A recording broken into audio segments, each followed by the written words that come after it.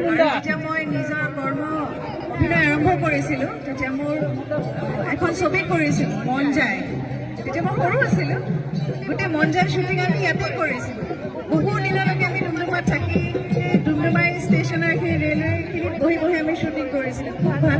গতিকে আজিকালি অকণমান নষ্টালজিয়াৰ নিচিনা হৈ গৈছোঁ। খুব ভাল লাগিছে। আজি ইয়াত আহি এই বাইদেউসকলক লগ পালোঁ। আটাই ইমান মৰম কৰিছে, সকলোৱে কৈছে খুব ভাল লাগে চাবলৈ।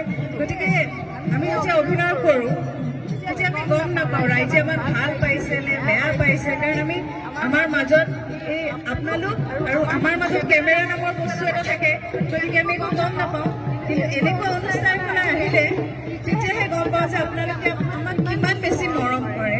গতিকে এইখিনি আমাক সদায় কাম কৰিবলৈ উৎসাহ দিয়ে। গতিকে খুব ভাল লাগিছে।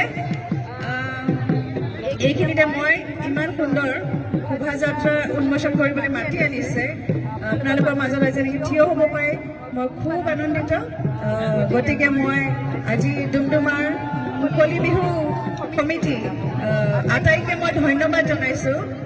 এনেকুৱা এটা শুভ দিনত এনে শুভ কাৰ্যৰ বাবে মোক মাতি অনাৰ বাবে।